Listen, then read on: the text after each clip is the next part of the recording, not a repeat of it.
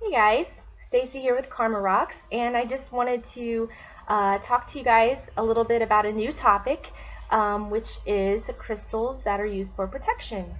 And I think it's important that all of us find some sort of balance in our whether it's personal lives, professional lives, um, of course.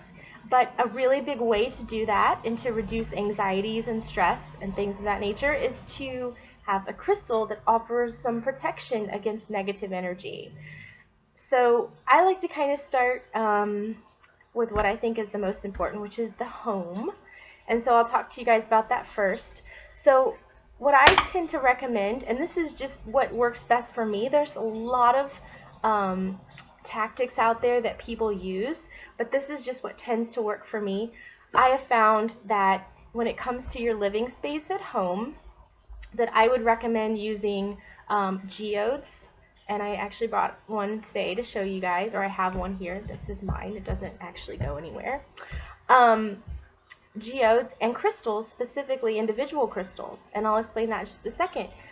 If you're trying to find some cleansing within an entire room, maybe you just have a highly traveled um, room such as the living room where you have guests over a lot, and or you have a big family, or just things like that.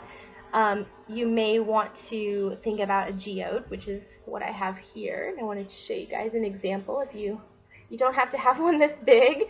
I just got really lucky, and somebody was trying to get rid of this once, and I couldn't pass it up. Um, but if you have something like a geode, it's actually going to absorb all of the energy in the room, all of the negative energy, and help cleanse that room for you. But there's other techniques you can use too, such as using individual crystals, and you can place those near doorways in your house. Also, you can create a grid if you want to. If you have a specific, room that you feel needs the most protection, you can actually take those crystals and make your own grid, where you may think people are walking or outlining the room, um, that sort of thing. So those are all ways that you can provide protection within your house. And outside your house, what I like to do is I actually like to place my crystals where I may have plants or gardening, definitely on walkways. Like if you have a sidewalk leading up to your front door or your back door, you may want to like even line the walkway with crystals or place them strategically around the doorway. But by gardening and putting them near your gardening, the really cool thing is that you're also cleansing your crystals, because you're actually giving them grounding by placing them in the soil, which is a technique that when we cover how to cleanse your crystals, that we'll get into in a little bit more detail. But I think that's a really cool way to also give you some outside protection for those approaching your house or walking past your house. I also recommend keeping one in your car. And I specifically recommend this for people that travel a lot with their job. And I have a few good friends of mine that do that for a living.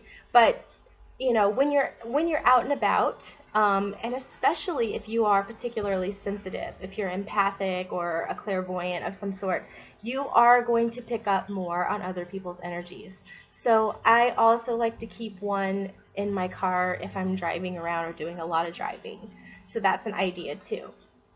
When it comes to work, um, especially I guess those that work in office settings where there may be cramped with a lot of people, or also around a lot of electronics, I would specifically, for that situation, I would specifically recommend quartz and pure quartz.